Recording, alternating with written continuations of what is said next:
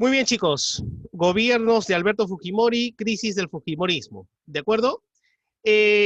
Resulta que Alberto Fujimori se presenta en las elecciones de 1990, ¿cierto? ¿Y ustedes se acuerdan quién gobernó antes de Fujimori? Alan García. Ah, no. Alan García. Alan García, ¿de acuerdo? El primer gobierno de Alan García, que está de más explicarlo porque ya saben lo que pasó y cómo terminó su mandato, ¿no? Lastimosamente, un Perú con crisis económica y crisis social también. Bueno, en el primer gobierno de Alberto Fujimori, bueno, lógicamente después de Alan García se produjo las elecciones, ¿cierto? Y habían dos candidatos de fuerza para ocupar la presidencia, por favor. Fujimori, ¿con quién se enfrenta en las elecciones, en su primera elección? Mario Vargas Llosa. Mario Vargas Llosa. Mario Vargas Llosa, que prácticamente estaba con un movimiento o un partido político denominado, ¿cómo se llamaba? El Fredemo. El Fredemo. Mira, ve, resulta que en esa época, ¿no? Cualquier parecido a la realidad es pura coincidencia con lo que está pasando ahorita, por si acaso, ¿ah? ¿Ya? Resulta que los peruanos estaban buscando, ¿no? A alguien que tenga conocimientos amplios para cambiar la realidad del Perú. Algo así como lo que está pasando hoy día. Alguien, bueno, que sea académico tal vez, o que haya tenido cierta experiencia o conozca de política. Yo te pregunto, ¿no? Ya sabemos que Fujimori había ganado, pero imagínate que ahorita estamos en esta elección, Vargas Llosa y Fujimori. Yo te pregunto, ¿a quién le hubieras dado tú tu voto? Mario Vargas Llosa. A Vargas Llosa. Y Vargas Llosa era el favorito supuestamente para ganar esta elección. Sin embargo,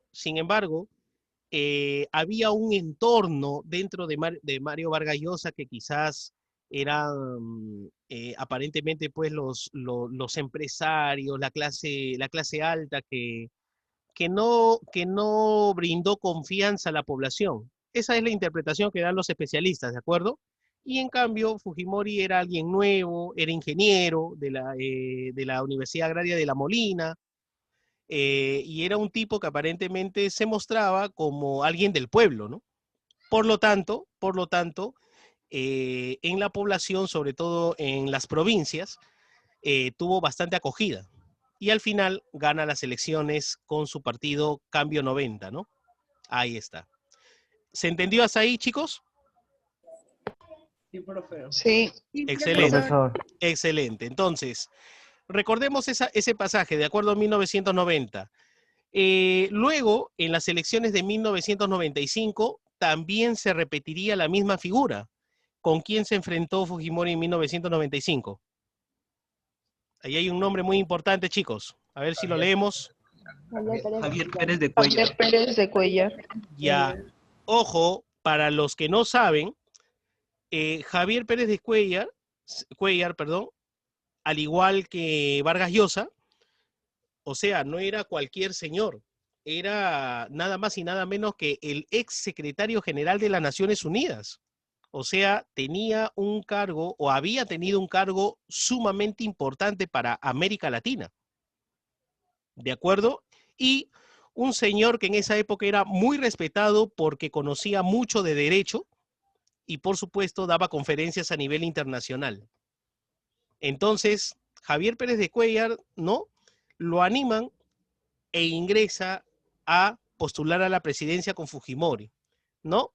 Sin embargo, Fujimori ya había logrado algunas cosas en su primer gobierno. A ver, alguien por ahí, por favor, lo que se acuerde. ¿Qué cosa consiguió Fujimori en su primer gobierno del 90 al 95? Según lo que están en los manuales, etcétera, lo que hayas podido conocer o leer. Captura de Abimael Guzmán. Ahí está, la captura del siglo, ¿no? La captura del siglo al máximo líder de Sendero Luminoso. ¿Qué otra cosa más había logrado Fujimori? Vamos, por favor. ¿Qué más? Estamos recordando, ¿ah? La estabilidad económica. La estabilidad económica, ¿cierto? ¿Te acuerdas que teníamos una moneda en la época de Alan García? ¿Los intis? Los intis, y los intis ya en el gobierno de Fujimori se transformaron ¿en qué moneda? En el nuevo sol. En el nuevo sol, en el nuevo sol. ¿Ya? Esa es la expresión correcta, en el nuevo sol. ¿Ya? Y lógicamente, como dijo su compañera anterior, se logró la estabilidad económica y se logró, en todo caso, conseguir inversiones importantes para el Perú. ¿Ya? Ese es un poco lo que de repente los especialistas halagan. Dime. Profesor, también lo que me comenta mi mamá, que también Fujimori a las personas que se encontraban en la sierra pues, le ponían vacunas para que ya no tuvieran más hijos. Claro, a eso se le llamó la esterilización. ¿Qué es lo que pasa, no? Y de repente nos estamos adelantando un poquito a lo que queremos explicar. En aquella época se creía que, por ejemplo, a ver, voy a tratar de ser correcto en decirlo, ¿de acuerdo? Para que de repente no haya ofensas ni nada por el estilo. Lamentablemente, muchos funcionarios de gobierno de aquella época creían pues que por la ignorancia del campesino, ¿cierto? O de las mujeres de provincia, bueno, pues estaba creciendo la población, las familias tenían, por decirte, un promedio de 4 a 5 hijos, entonces tenía que controlarse eso para que no vuelva, para que baje los índices de embarazo en las mujeres de la Sierra Central, de la Sierra Norte, ¿no? De la Sierra Sur. Entonces, el gobierno de Fujimori aplicó lo que le llamaron las esterilizaciones forzadas. Con engaños, algunas mujeres fueron vacunadas para no tener hijos. Entonces, eso se descubrió mucho después. Había reportajes, algunos periodistas que lanzaban la noticia, pero bueno, nosotros sabemos pues que en esa época de Fujimori, la prensa también prácticamente estaba con el gobierno y porque recibía un dinero, ¿no? A cambio. ¿Ya? Gracias a tu mamá también por la participación. ¿Ya? Muy bien, chicos. Miren, y rapidito vamos a de repente a resaltar lo más importante, tanto del primero como del segundo gobierno, los hechos más trascendentales, ¿de acuerdo? A ver, rápidamente, ¿qué pasó en 1990? Ahí está, léelo por favor. Fujimori llega a la presidencia. Ya, listo, ahí está, llega a la presidencia, ya sabes con quién se enfrentó en las elecciones, ¿cierto? Ahora, hay un hecho que lo vamos a ver en video. ¿Cómo se llamó este hecho? Autogolpe. El autogolpe de Fujimori en el 92. Cerró el Congreso. Lo que hizo Vizcarra el año pasado, Fujimori ya lo hizo también en un momento determinado. ¿Cierto? ¿Qué pasa en el 93? Se promulgó la Constitución de Fujimori. La Constitución de Fujimori que hasta el día de hoy se está utilizando, ¿no? Que se utilizó para la vacancia de Vizcarra, que se utilizó para, o que se sigue utilizando para otras tareas políticas, que según tu posición, según tu juicio, tú puedes juzgar si está bien o está mal. Eso se lo dejo a ustedes. ¿Ya? Y en 1995, por favor. Ahí lo dice. Conflicto con Ecuador. El conflicto con el Ecuador.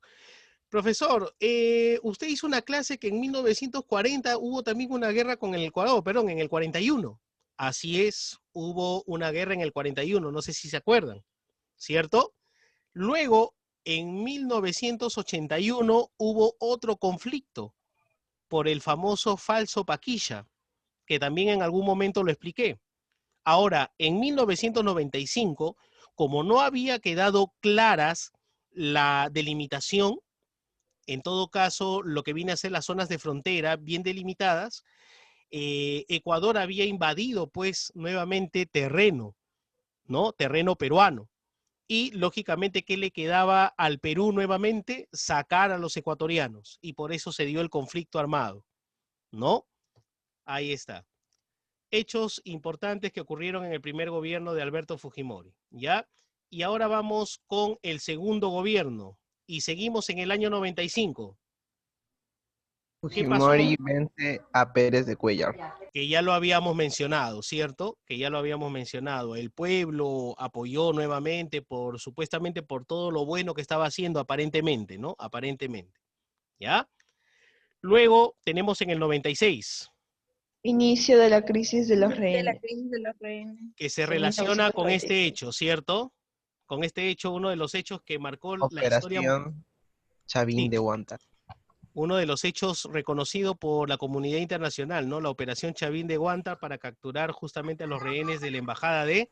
Fue como una de las operaciones militares Japón. más exitosas de la historia. Así es, así es. Incluso, por ejemplo, ¿no? Tengo entendido que tanto el ejército ruso, el ejército norteamericano, el ejército británico, han venido pues a capacitarse para saber cómo lograron ello, para que en algún momento, si pasara en sus países, apliquen lo que se aplicó en el Perú. ¿Ya? O sea, la operación Chavín de Huántar es de referencia mundial, chicos. Lamentablemente, en los últimos años, te estoy hablando de hace 5 años más o menos, se conversó en el Congreso y la verdad que muchos sectores de la población rechazaron que politizaran este tema, ¿no? Muy bien, chicos, y uno de los hechos más trascendentales, y les confieso que yo participé también en algún momento en esta marcha, ¿no? ¿Cómo se llamó, por favor? La Marcha de los 4 suyos. La marcha de los 4 suyos. Prácticamente vendría a ser lo mismo que pasó hace un par de días atrás, o el sábado, ¿no? Básicamente. Lo mismo. Solamente que la marcha de los 4 suyos sí terminó pues en un vandalismo nunca antes visto también en el Perú, ¿no? Tanto es así que cerca de la Plaza San Martín había un local del Banco de la Nación, el local principal. Era un local hermosísimo que lastimosamente, bueno, explicable o inexplicablemente, acabó incendiado. Lo incendiaron, se destruyó y hoy en día hay un parque. Sí, dime, te escucho. Ya. Muy bien, chicos, hasta ahí entonces vamos a explicar esta parte, ¿cierto? Y vamos con lo siguiente por acá. A ver, algunos comparativos entre su primer y segundo gobierno, ¿de acuerdo? A ver, rápidamente, por favor, que alguien me ayude a leer lo que dice la letra B. Fujishop. Ya, ¿en qué consiste, por favor, si lo lees? Cambio del INTI por el nuevo sol, 1 millón de intis, Ya. como unidad monetaria. Los resultados fueron positivos. Se bajó la inflación de 397% a 15%. Se logró la estabilidad financiera y la reinserción del Perú al Fondo Monetario Internacional. Que justamente eso era lo que se quería, porque nosotros veníamos de la crisis económica más trágica de la historia del Perú. Y bueno, chicos, sin caer en política, yo les comento algo, ¿de acuerdo? Si alguien de ustedes en el futuro va a estudiar economía como carrera profesional, ¿ya? No se sorprendan si de repente cuando estudien crisis económicas del mundo, ¿ya? El Perú también lo toman digamos, como un modelo que nunca más se puede repetir. O sea, el gobierno de Alan García es estudiado por los economistas para no repetir el mismo error. ¿De acuerdo? O sea, en otras palabras, a los economistas les dicen, oye, no hagas lo que hicieron ahí, porque eso acaba mal. ¿Ya? Y hay teorías académicas sobre ello. Muy bien, chicos. A ver, sigamos con la C, por favor, para comentarles. A ver, ¿qué más? ¿Alguien, por favor, que lea la letra C? Organizó la SUNAT instalar el sistema de pensiones AFP, asegurados de fondo de pensiones, Ya. y privatiza algunas empresas estatales. ¿Ya? A ver, ¿qué empresas, por favor, eran antes del Estado y ahora ya no lo son? La SUNAT. Ya, pero no, abajito está, léelo, por favor. Compañía. Compañía Peruana de Teléfonos, Telefónica, hoy Movistar. Ya, muy bien. Electrolínea, el del Nor y Luz del Sur. Y el último es Refinería La Pampilla, Repsol. Ya, perfecto, chicos. Como el país estaba en crisis y la verdad que la compañía peruana de teléfonos, que antes era del Estado, también estaba en ruinas, era arcaico. Yo no sé si alguien, seguramente cuando ha ido a un parque de diversiones, ha visto las mesas de fulbito, donde se inserta una moneda, o los pinball, ¿cierto? Donde hay videojuegos e insertas una moneda para poder jugar. ¿Alguien de ustedes conoce eso? ¿Alguien ha visto esas monedas que se insertan en esas máquinas? Sí. Ya, con esa moneda, antes, cuando existía la compañía peruana de teléfonos, ¿no? Insertabas para llamar por teléfono a alguien que tú quieras. Ya, ese es el famoso ring que existía. Entonces, como ya era obsoleto, en el gobierno de Fujimori se decide vender la compañía y la compra Telefónica de España, lo que hoy todos conocen como Movistar. ¿Ya? Eso es importante que de repente se conozcan. Otro, Electrolima, una empresa que también estaba quebrada porque recuerda que los terroristas en aquella época se tumbaban las torres de alta tensión, habían apagones en la ciudad, entonces se decidió venderle a un privado, ¿no? En este caso, el del NOR, ¿no? Lo que hoy también se llama, si no me equivoco, Enel, Empresa Nacional de Energía de Lima, algo así, creo que significa las siglas.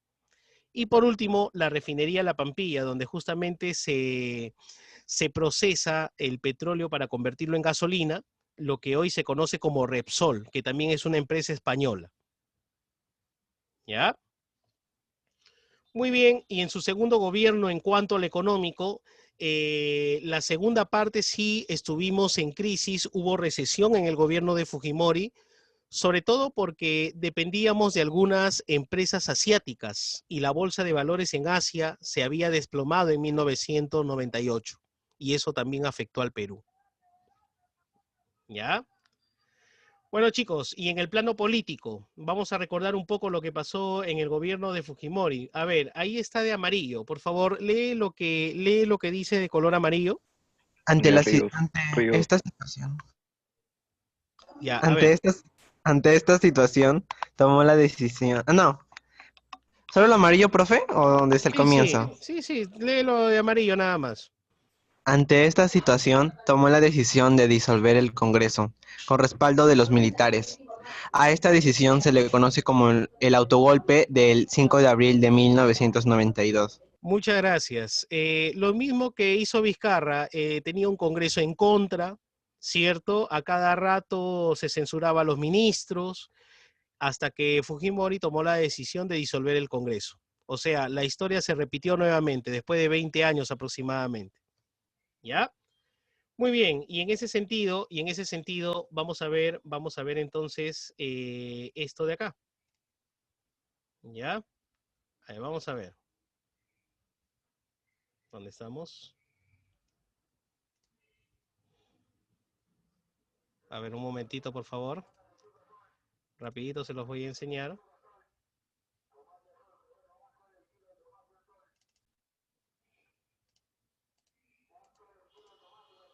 A ver, atentos por favor. Vamos a compartir audio. Hay que destacar, hoy es 5 de abril y es una fecha que vale tomar presente siempre para la historia reciente, sobre todo de nuestro país. Vamos a revisar juntos qué sucedió un 5 de abril como hoy en 1992. Bueno, día perpetrado por Alberto Fujimori.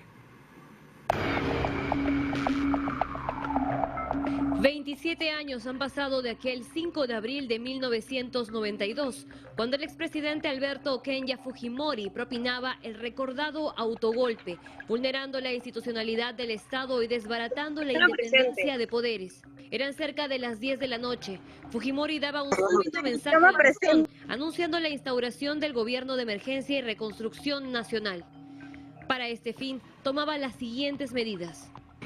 Primero, disolver temporalmente el Congreso de la República hasta la aprobación de una nueva estructura orgánica del Poder Legislativo. Fujimori había llegado al poder 2 años atrás, pero sin conseguir mayoría congresal. Desde entonces inició una campaña de desprestigio contra el legislativo, acusándolo de entorpecer su gestión. Sin embargo, no era la única institución que había decidido intervenir. Reorganizar totalmente el Poder Judicial, el Consejo Nacional de la Magistratura, el Tribunal de Garantías Constitucionales y el Ministerio Público.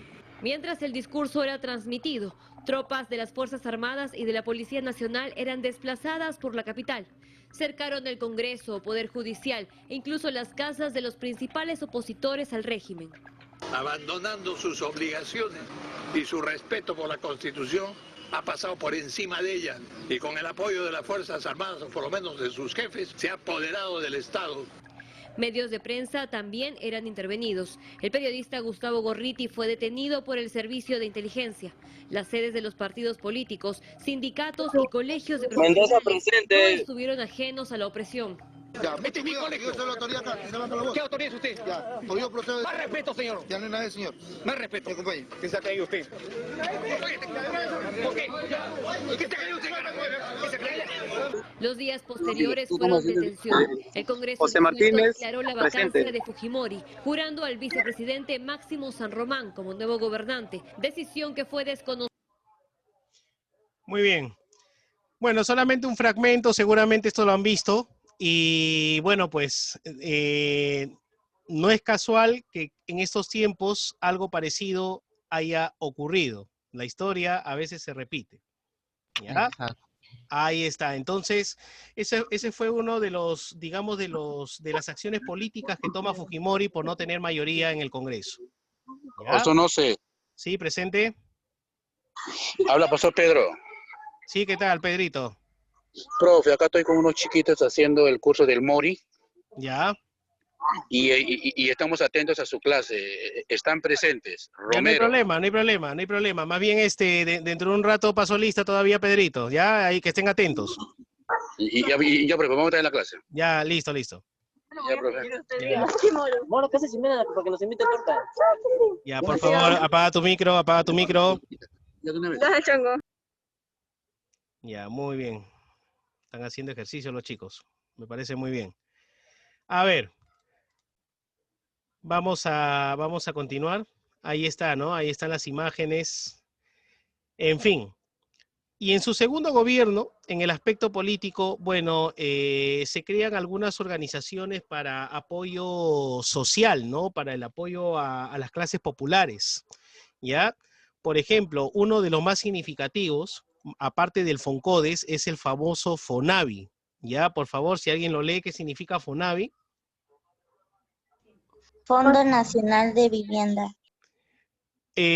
A muchas personas benefició en provincia este programa porque con ello pudieron construir, por ejemplo, sus viviendas, ¿no? Ladrillo, todo el material que requiere una construcción, se gestionaron a través de estos fondos y muchas personas salieron beneficiadas, ¿ya?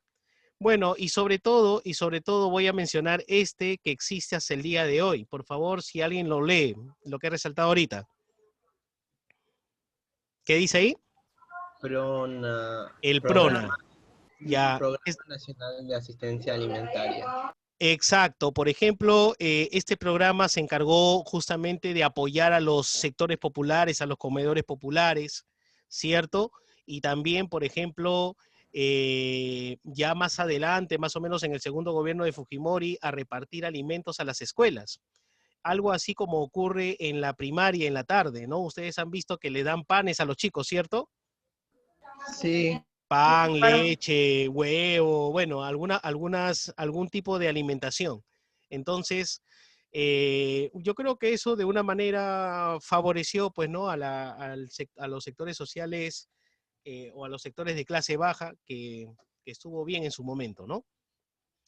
Bueno, chicos, y asimismo, en el aspecto interno, y con esto quizá vamos a terminar, lo más importante, ¿no? La famosa captura del siglo, ¿cierto? La famosa captura del siglo al personaje llamado Abimael Guzmán. En la cabecilla de Sendero Luminoso. Exacto, que nadie lo conocía, por cierto, y seguramente ustedes en los videos han visto que prácticamente era un personaje que estaba bastante protegido, ¿no? Bastante protegido. Por la comunidad internacional. Muy bien. Y con ello vamos a proyectar el minuto, a ver, este minuto de acá. Ahí está. A ver, atentos por favor.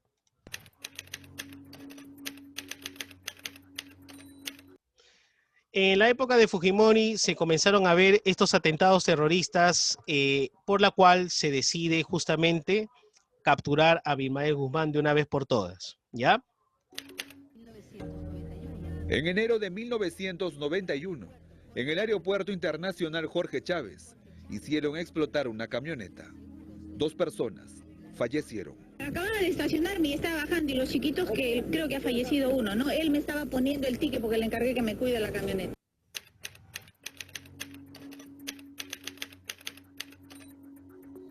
El 15 de febrero de 1992, Sendero Luminoso asesinó cruelmente a María Elena Moyano, lideresa del distrito de Villa El Salvador.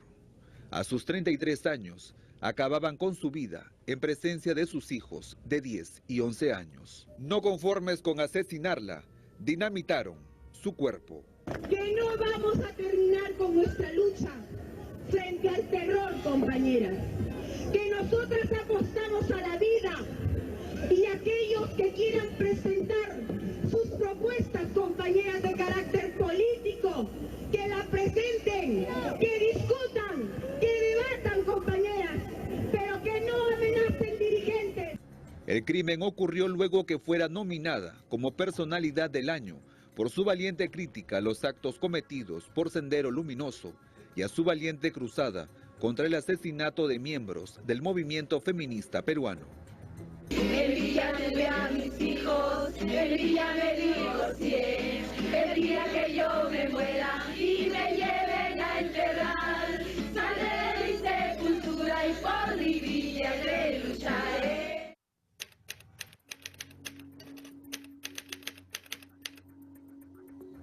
El 8 de abril, con apenas 2 años en el aire, Radio Estéreo Villa, en Villa El Salvador, fue silenciada con el estallido de un ómnibus cargado de dinamita frente a la comisaría de ese distrito.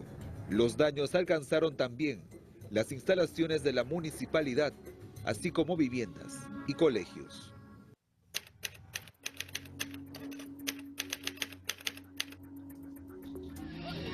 Lima se estremeció la noche del 5 de junio de ese año al estallar un camión con 600 kilos de dinamita y anfo en el Canal 2. Entre los escombros, los sobrevivientes Ricardo Müller y Justo Linares, responsables del noticiero 90 Segundos. Que se murió a un costado por esas cosas del destino, y a mí no me pasó nada. Habían destruido toda una estación televisora, dejando 3 muertos.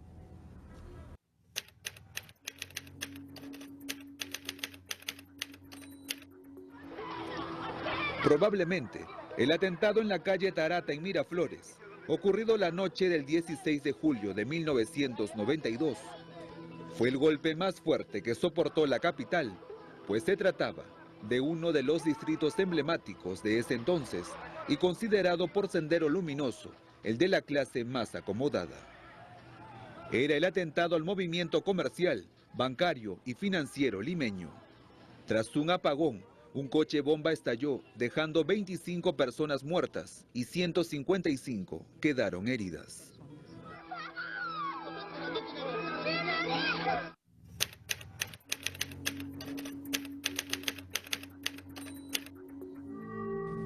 Finalmente, el líder que tuvo aterrorizado a todo un país, Abimael Guzmán, el máximo líder del grupo terrorista Sendero Luminoso, junto a todos sus cabecillas, fue capturado el 12 de septiembre de 1992. Esta acción fue considerada como la captura del siglo. El éxito de esta operación se debió a un esforzado trabajo de inteligencia de los integrantes del GEIN, que realizaron seguimientos y estudios a los cabecillas terroristas. La Operación Victoria, como denominaron a la captura, sirvió para desarticular a este demencial grupo terrorista y terminar con un terrible periodo de violencia. Muy bien, jóvenes. Hasta ahí, comentarios, por favor. Esos fueron los años 90.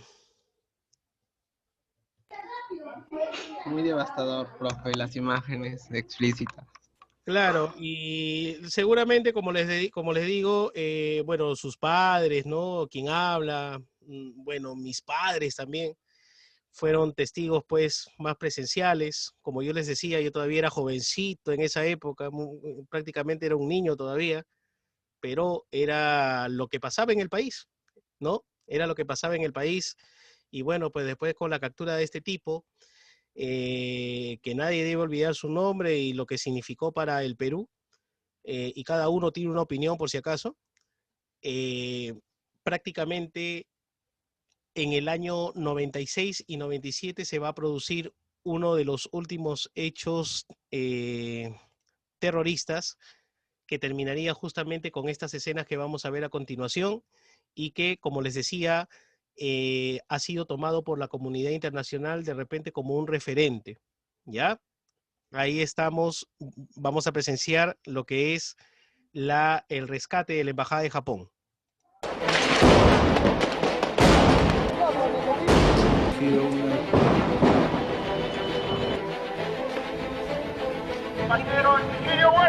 Eran 8:19 de la noche del 17 de diciembre de 1996, cuando 800 asistentes que participaban en una recepción organizada en Lima por el embajador japonés Morihisa Aoki vieron sus vidas cambiar para siempre. 14 terroristas del movimiento revolucionario Tupac Amaru detonaron explosivos e ingresaron por la pared a la reunión en donde participaban diplomáticos, políticos y funcionarios del gobierno. El acto significaba un retroceso del país hacia el terror. Hoy se cumplen 23 años de aquel día y te damos a conocer 7 datos que quizás no conocías sobre este hecho que marcó al país. 1. Liberación de algunos de los rehenes, entre ellos Alejandro Toledo.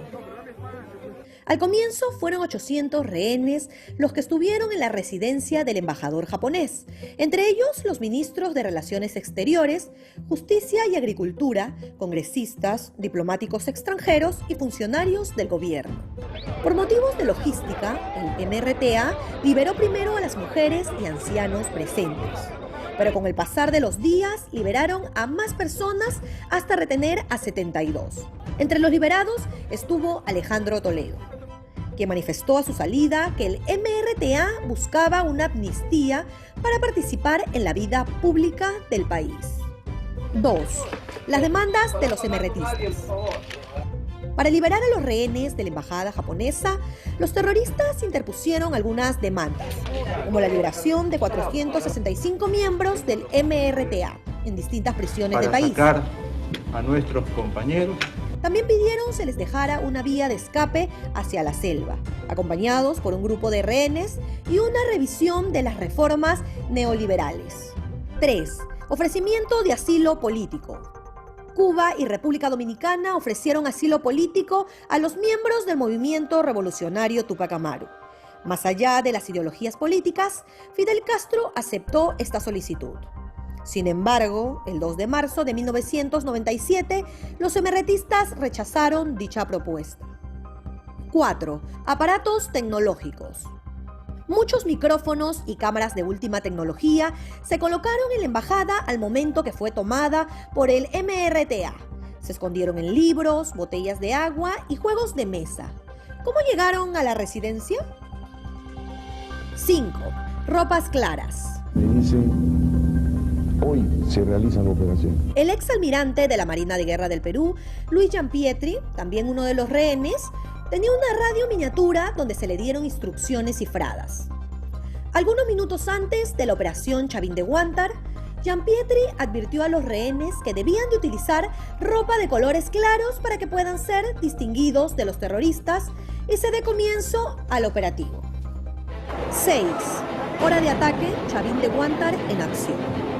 Gracias a los aparatos de espionaje que fueron filtrados en la residencia del embajador de Japón, los militares pudieron observar que los MRTistas estaban muy alertas en las noches, pero en la tarde 8 de sus miembros jugaban fútbol por 1 hora.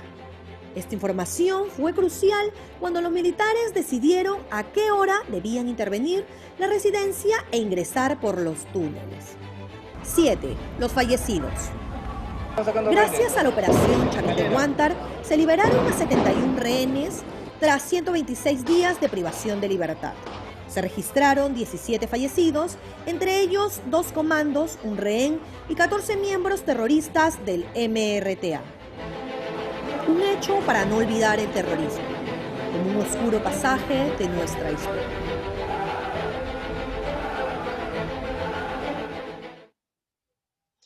Muy bien, jóvenes. Bueno, me imagino que a esta hora ya cada uno está sacando sus conclusiones acerca del tema y de repente el material que estamos mostrando te puede servir también para el trabajo que se va a presentar. ¿Qué día, por favor? A ver si me confirmas. 20 de noviembre. ¿Cuándo cae 20, por favor? A ver.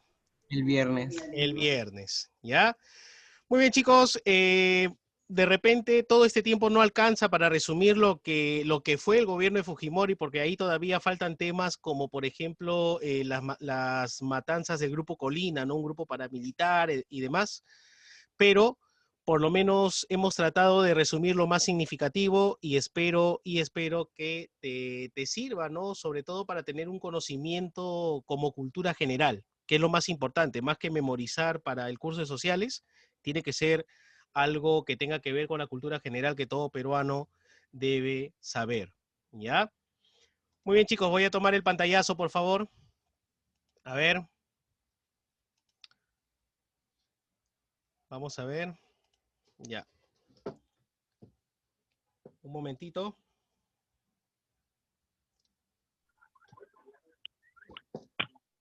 Un ratito. Vamos a tomar por aquí el pantallazo. Ya.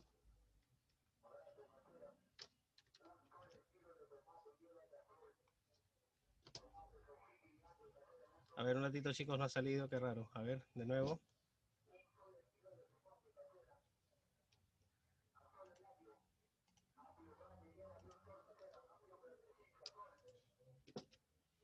Primer pantallazo y el segundo.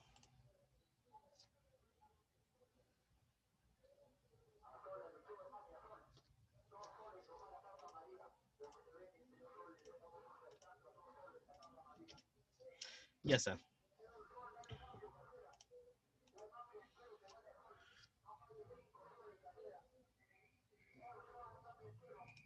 Listo, chicos. Muchas gracias por su atención.